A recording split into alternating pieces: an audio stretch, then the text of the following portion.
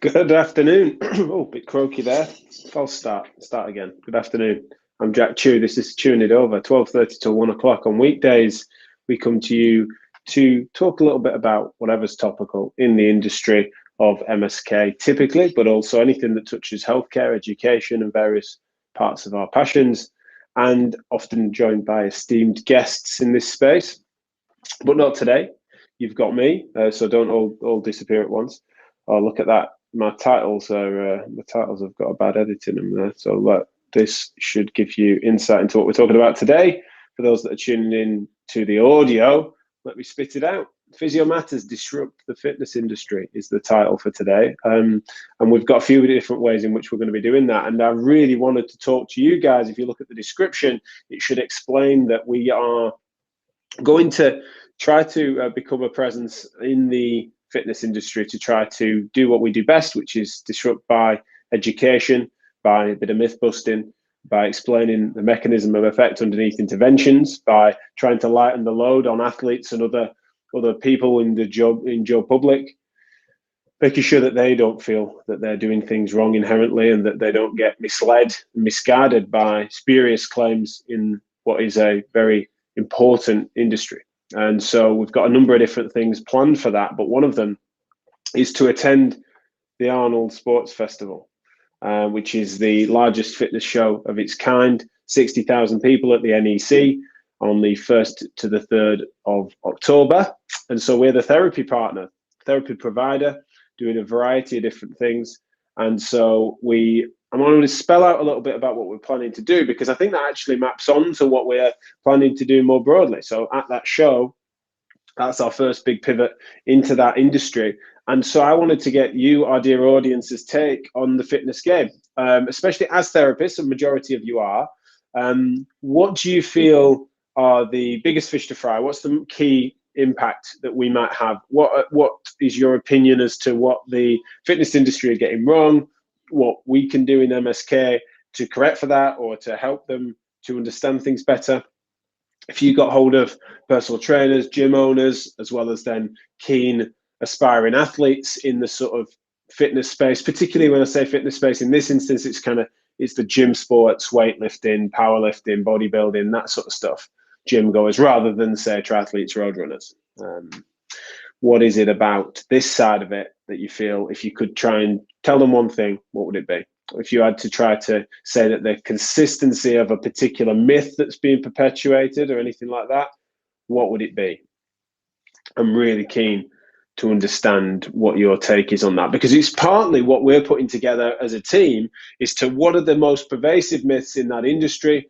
What have we got to say about them? What offering do we have as MSK therapists that they're maybe not, they are lacking, or that industry is lacking? As well as then practically and pragmatically, how might we translate that into material for them to digest and therefore to upskill, right? What educational products, what teaching, what obviously speaking work that we're going to be doing at the Arnold, what would we do on stand that would help to change their mind? What integrated technologies would help us do that? All sorts of different things that we're doing to try to understand that better, and the best way we know to get feedback from you guys and to help us to feed into that. So again, that question, what is the one thing if you could change in the fitness industry for the better? And of course, in this instance, it's what is it that we can do in MSK therapies for you, as channeling your energies. What would you have us do to disrupt the fitness industry? I've got a few ideas. I'll definitely be talking about those in a second. But first, I will explain a little bit about what it is we're doing with the Arnold. So Jim's there shouting at me, it seems. Talita's worried. She said, oh dear, we have to listen to you for half an hour. Yeah, sorry about that. Absolutely. Matt Scarsbrook noticed that Sylvester Stallone is going to be present at the Arnold Sports Festival, as well as a number of other A-listers. And then I've just got Talita and Jim here bantering away at my expense about having to listen to me. So yeah, sorry to both of you. I've still got an old caption here that I didn't delete from the other day, which is just be like Talita. So maybe I'll just keep flashing that back up. But don't be like Talita if she's taking the mick out of me too heavily. The Arnold Sports Festival is a really interesting thing for us because we've got an opportunity because we're covering some of the sporting provisions. So there's like a CrossFit event, there's sort of cheerleading and dance competitions, there's a combat area, MMA, non-gi, jiu-jitsu, various different things that's happening there that we're offering the therapy cover for with the help of our friends at the school. So we're taking therapists of all stripes, chiropractors, physios, sports rehabbers, as well as then massage therapists of the elite quality that we only work with, of course. And we're going to be then delivering quality therapy care and provision to those athletes at those areas, because there's competitions going on, as well as then exhibitions and shows and demos and all sorts of stuff. And so we're across all of it. And so therefore, I wanted to tell you a bit about that because it gives you, hopefully, helps you answer the questions that I'm asking you, which is, what would you do? What would you have us do? What would help you in clinic if fitness professionals, gym owners, gym athletes, what is it that they believe that they should, you hopefully won't believe? How is it that they behave that you'd rather they didn't do? Be that torturing themselves on foam rollers through to having an over-analysis of form and implying that that's the center of the universe, to a bit of a misunderstanding on, say, pain and injury, whatever it might be. What is it that you would have us do to try and change their mind there? And if I give you the context as to how we might be able to do that at the Arnold Sports Festival, as well as then more broadly into the fitness industry as we decide to wade in on it, might help you with answering that question. And that's one of the ways, right? So we're going to have access to the athletes at various different parts of the competition. And so we will literally be, say, for want of a better cliche, strapping their ankles, rubbing their legs and being able to advise them as to how smart and safe it is to go on if they come and present to us with an injury that they're worried about, right? Whatever it might be, classic sporting provision at an event, right? And but we'd be doing it our way, and therefore you're not going to be getting a load of just like standard preparatory massages, or telling people we're flushing lactic acid out, or telling them we need to strap their knee up because their knee's inherently unstable for some reason, unless it is. So that we're going to be correct. It's going to be in our own way, and hopefully that's one way in which we might be able to move them. If they think about therapy provisions at an event, they might think of it in a certain way, and we would then hopefully change their mind by providing quality without necessarily then pandering to them in the ways that they might have already expected or be used to. That's one way. I mentioned that there's an exhibition. We've got a large stand in the main arena, and so we're going to be. It's been the area of most contention, I think, amongst us, is to what do we do on there? We have massage provision via the school, who also will be explaining a little bit about how might they be able to retrain fitness professionals into a therapy game, one of the most accessible areas for, say, personal trainers or other fitness professionals to then get into MSK rather than doing, say, physio, sports rehab, osteopathy degrees, which might feel a bit daunting. If they just want a sort of a side, then massage therapy is such a good way of getting into that. Now, one of the dangers is there's a lot of, it's no surprise to you lot, I imagine, but a lot of massage schools and massage training courses end up being just so full of shit. I was nearly going to sugar my words then, but I won't. Like, they're just pretty wild what they say and what they're sort of implying, and they kind of pander to that a little bit, like get a personal trainer to retrain and do some early level massage courses, and then imply that this will naturally help your clients to recover, and they'll be able to train with you the next day because it'll flush out the lactic acid and improve their blood flow and correct their form by breaking down adhesions. And if they get an injury, they'll have scar tissue, and you'll break down the scar tissue, right? You've got all these natural classic massage and manual therapy type myths. If that's being perpetuated to a personal trainer, and then they think they can just wear a massage therapist hat, that's their insight into MSK.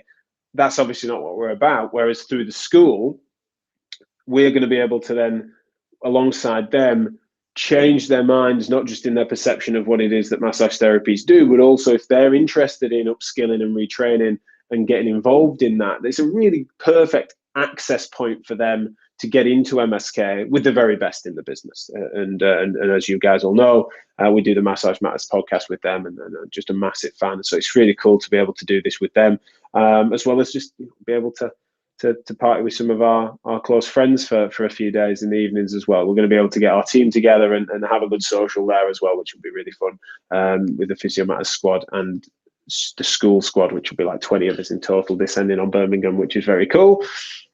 On the stand, we've got then some massage therapies.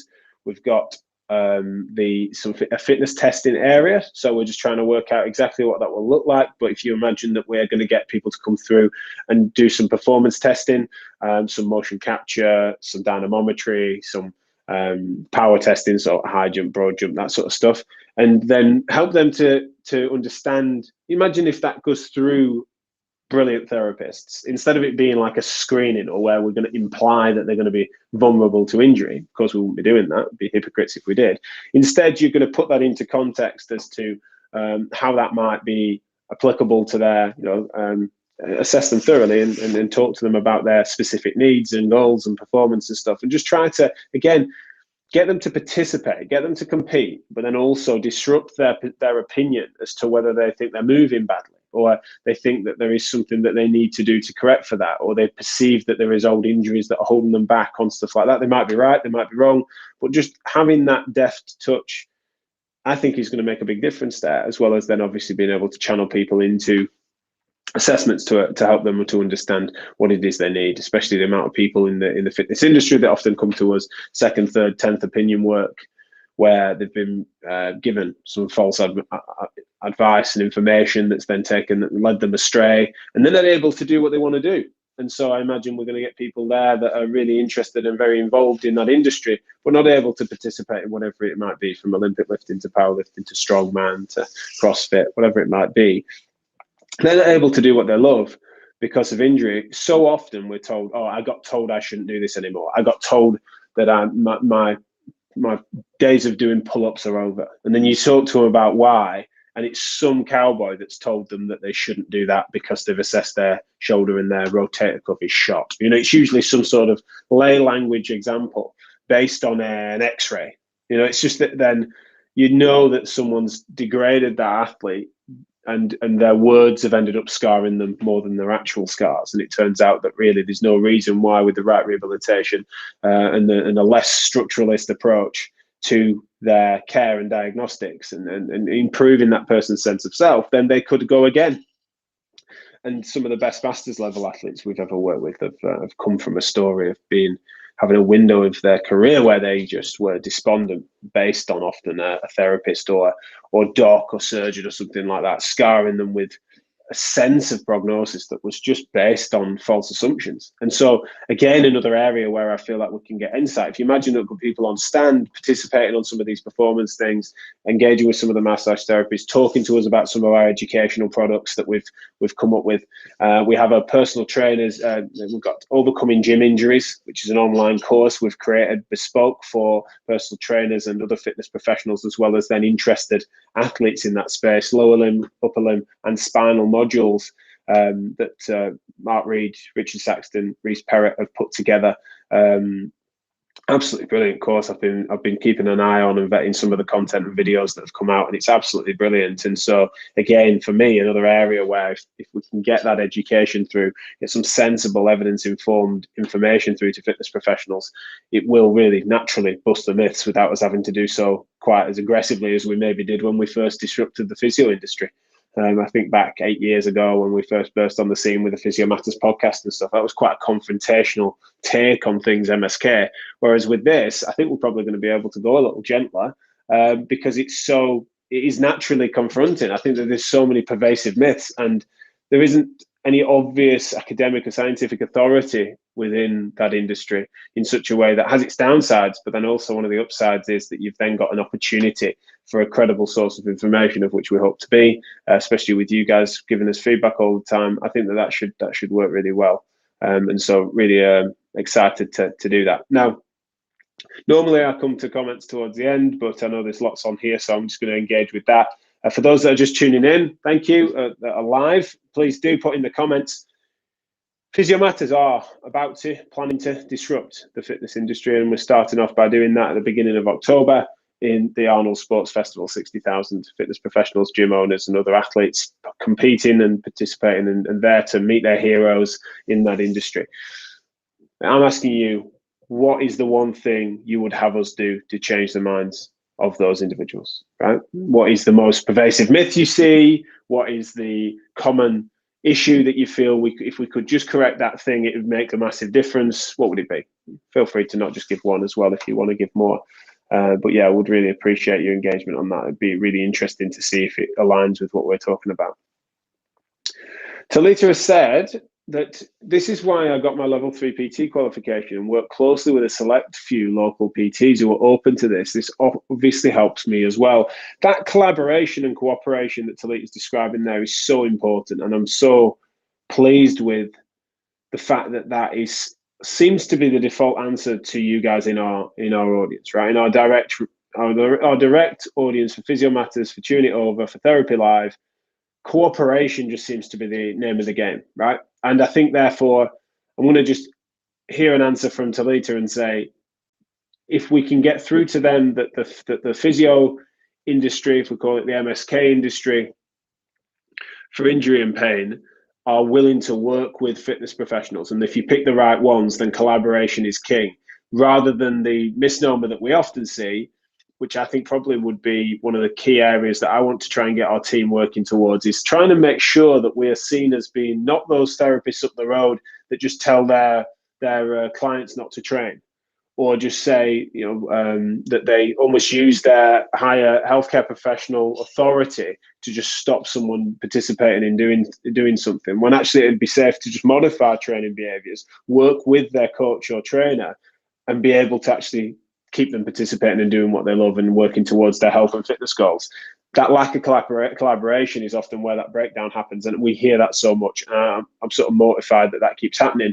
But I think if we at the Arnold Sports Festival and beyond can help to realise that often that is because you've got an incompatibility there. You've got an unscrupulous therapist who's not up to date and au fait. You've got some trainers that are failing to work with therapists because they think that there's an inherent conflict between them when there need to be. I think that's such a shame. Matt Scarsbrook, how about working with Ann Summers to produce a Physio Matters sports massage vibration tool to take on the vibrating power tools that solve all injuries in a gym?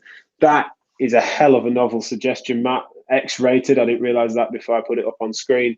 But no, I don't think we'll be coming up with some sort of Theragun equivalent or competition anytime soon, especially with the skilled hands of Matt and his colleagues at the school. We certainly want to be patient-centered, and therapeutic touch is where it's at, rather than devices and vibration tools. So no, nice idea, but I don't think we're going to go there for now.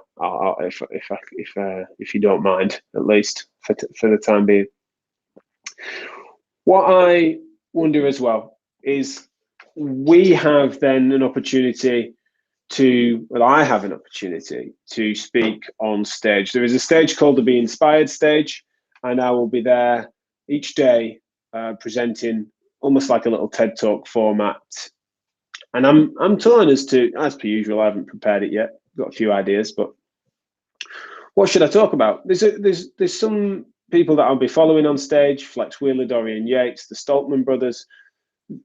I think Lovelace is going to be on there, Eddie Hall. There's a few big names that are going to be there that have had their own journeys with injury that I think I'm going to try and weave into the stories, because I think it's important that the case studies and stories can be powerful there.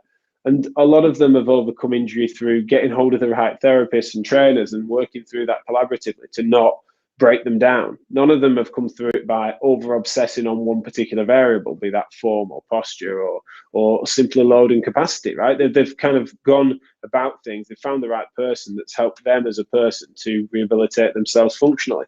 And so I feel like telling those stories is going to be part of that.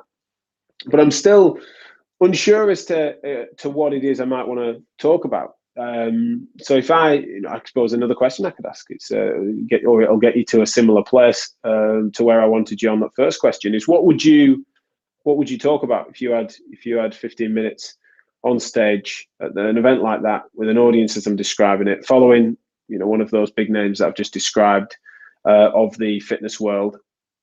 What is it you would want to get across? And therefore you can advise me. What is it that you think I would benefit from getting across to people that might help you in your clinic environment, right? So there's someone that attended the show they've come and spoke to us on stand. They were competing, or one of their friends were competing in the event, and so went and saw us at the competition areas.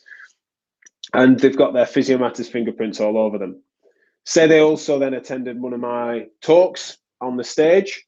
What is it you feel you would benefit us having to have taught them, for them to be better informed when they come to see you the following week, right? Maybe that's an analogy we can use. Is that what would correct for some of the issues that you often face with these athletes? Because I suppose I'm not just saying that hypothetically. I'm really intrigued as to, and I'll be asking all of my team this more overtly in the coming days as I speak to them, as we talk about their roles. I'm going to be asking them directly, what is it you think I should talk about? What is it you think I should prioritize in order to try to change people's minds, or at least plant the seed in a few of the audience that can make them give them pause for thought? Where do you think that there are most disruptive and pervasive myths in the fitness industry that MSK professionals we could really correct for and improve upon? I don't know. Now my honest thought, beyond what I think Talita highlighted really well, which is collaboration.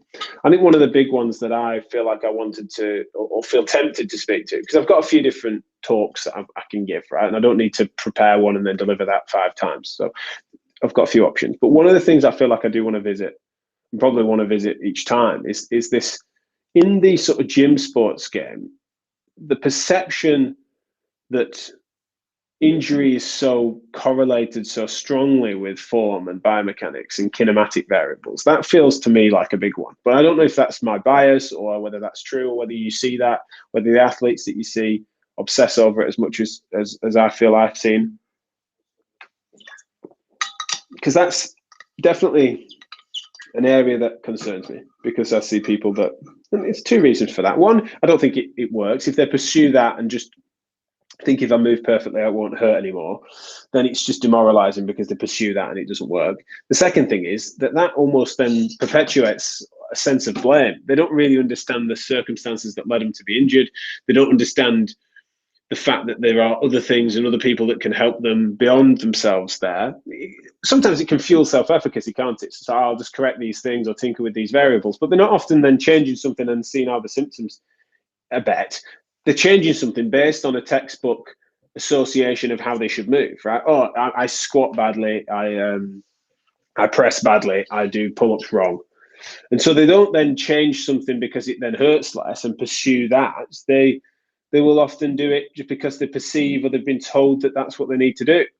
And that is something that I feel, if I can, either on stage or a combination of stage, stand and sport provisions, if we can get a few pennies drop in there, then there's something more than that. There's something more complex than that. Then I think that would be really interesting. I'd love to try to work out what it is that the MSK, especially the contemporary MSK practice model that we've been talking about on the internet for years now.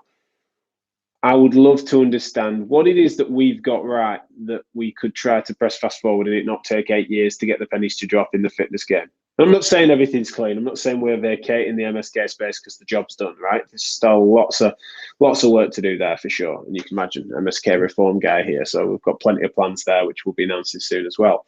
But yeah, I'm really interested then as to what it is that we could try and translate across, and how compatible is it? What might we need to do differently? So Anna Maria, I'm just opening the comments back up. Sorry, God, there's so many comments, particularly on Facebook, but also some coming in on Twitter. Thank you very much. I don't know if there's nothing on LinkedIn. I don't know if that's because no one's commenting on LinkedIn, or sometimes it doesn't send me them. So apologies if you're commenting on LinkedIn and I'm not meaning to ignore you, but it's just not showing up on my screen. Anna Maria said, what would they do differently in their training if they knew that biomechanics were not the only and main driver to their injury? Oh, such a good question. Absolutely. If it would naturally just diversify their thinking a little bit, wouldn't they? They would consider more variables that could be at play. But there are certain circumstances where their form, it'd be weirdly coincidental if they moved that way and they weren't going to develop that injury, or struggling to overcome that injury is another way of putting it. But that's not the majority. And so, as Anna's saying here, like you just feel like they would do things differently because they wouldn't be obsessing over it, and that they'd be considering sort of load related variables, or they would be considering their sleep or their nutrition or their rest or their mental health, or they would just be starting to recognize the other homeostatic variables, I guess, the bigger picture more holistically.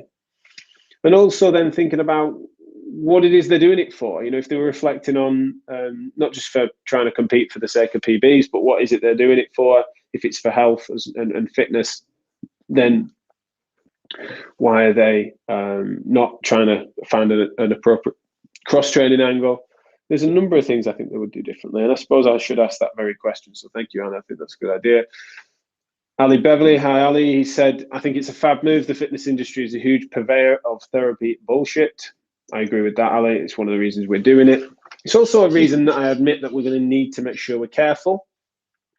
I don't know if he's listening, but our friend and colleague, Michael Schumacher, our marketing, I nearly called him a guru then, he would hate that, but our marketing chief, he surprised me the other day by saying we need to make sure we go gentle with this. I thought that he'd be all for being quite aggressive with the sort of myth busting and confrontation, and he was saying we need to be a bit more sensitive, because I think he agrees, as we all do, that there's a lot of nonsense out there, but it's something that's quite deep rooted and therefore might well make a name for itself in a bad way.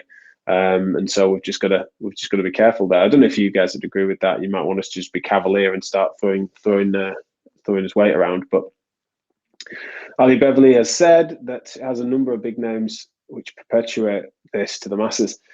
Yeah. I mean, I think that's the fitness influencer culture as well, isn't it? That seems to make a big difference there. I think that's going to be hard to disrupt. It's not as if we're going to be healthcare influencers that are going to supersede the celebrities. So we want to try, and one of the ways in which we could do that, isn't it, is to integrate into and help some of the key influencers change their mind and change their rhetoric. Obviously, that's ambitious, but sod it, we're ambitious. If we can break that cycle, then the ripple effect will be huge. Yeah, I think that we need to be interesting, we need to be entertaining, we need to be dynamic, and if we do that, and we can do that at scale, then I think that's what Ali's describing there, where it can then make a big difference. But I think at the moment, the healthcare industry and the therapy industry as attached to that end up being a little bit lost in a way. They kind of feel a bit left out of the fitness conversation, because it's something that has there's more glitz and glamour to it, and it's obviously less concerned with evidence and more concerned with like direct, subjective results, shall we say, which could be, people associate results to certain things when it could be other variables. They're not having to think about control groups or evidence. And I think that we need to make sure that we use some of the tools and trappings of the fitness industry as to what goes well marketing wise, but then sort of smuggle in some of our principled approach that we're proud of. And I think that could really make a difference. Talita's agreed with Michael, and I think I do too. He made a good point. That in an attempt to not alienate, stepping lightly, not being confrontational is key. I think that's fair. And I'm not saying that I was going to be super cavalier by instinct, but I did think that there was something that we could be a bit more myth-busty with, that he thinks would be a bit more cautious, especially with regards to some of our posters, banners, that sort of stuff. That's where I was going to be more confrontational, Michael was suggesting. And so, Talita, I'm glad you agree, and I think many do. She's also gone on to say movement variables and the ability to tweak and adapt to exercises, basic real understanding of injuries and the effect on people's psychology, view and return to sport. She's just basically described in a sentence better than I could what our course, Overcoming Gym Injuries course, is going to be. It's an online course, modular day course for just that. It's absolutely, she's just nailed it. If we can get that penny to drop, it will be massive. And so giving them an education as to injuries, common mistakes in managing and treating them, that is such a big one. And helping them to train around injuries as well. Look at these simple adaptations if you're developing these issues. We hope that will then bridge the gap between, I think therapy is so perfectly situated between medicine and fitness. And we're just not stepping up. There's such a failure of leadership in the therapy space, which I've talked about in many different ways, that the gap between medicine and fitness is so large. The gap between medicine and therapy is small. The gap between therapy and fitness is small. We should be the natural bridge, and we're just not being. And so, can Physio Matters do that? We certainly can't do it alone. That's why we're always working with you guys, and our audience feeds our education systems and our learning. And that's why these things are conversational. So thank you for tuning it over with me today. Really looking forward to the Arnold Sports Festival, 1st to the 3rd of October. You can still get your tickets if you're interested in being a delegate. And if you're interested in our work, then make sure you follow us on social media. And please, if you're at all keen to see how we get on, as well as then want us to succeed in that venture, then please do not be shy for liking, sharing, retweeting, and helping to perpetuate our message, particularly in the build-up and at the show. That industry support that we know we have, and you guys are often very generous in sharing your feedback with us as to how we're doing and helping us refine our products. If you're interested in us successfully managing to pivot into the fitness industry and have an impact there, then you can really help be a massive voice in that. You can amplify our public messaging. You can verify our points and claims. If we end up into some sort of dispute, despite non-confrontation, with fitness professionals on what they feel is a key variable, and we feel like actually our take on that is worth bringing forward, then you can have our back on stuff like that, and to make sure that we can get that message out loud and proud and be seen as being a representative leader of the industry, as we hope we can be. And we'll do it well, and we'll do it sensibly. And we hope we represent you well. So thank you so much. Thanks for joining me today. Sorry I didn't get to all the comments and questions. It was a bit lively over on Periscope and on Facebook.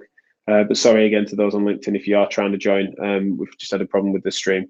So hopefully it did stream there. But if you were trying to join by questions and comments, then I wasn't meaning to ignore you. But anyway, I'll see you tomorrow for more Tune It Over. And don't forget Therapy Live Business on Saturday. Really looking forward to that too. All right, take care. See you later, guys.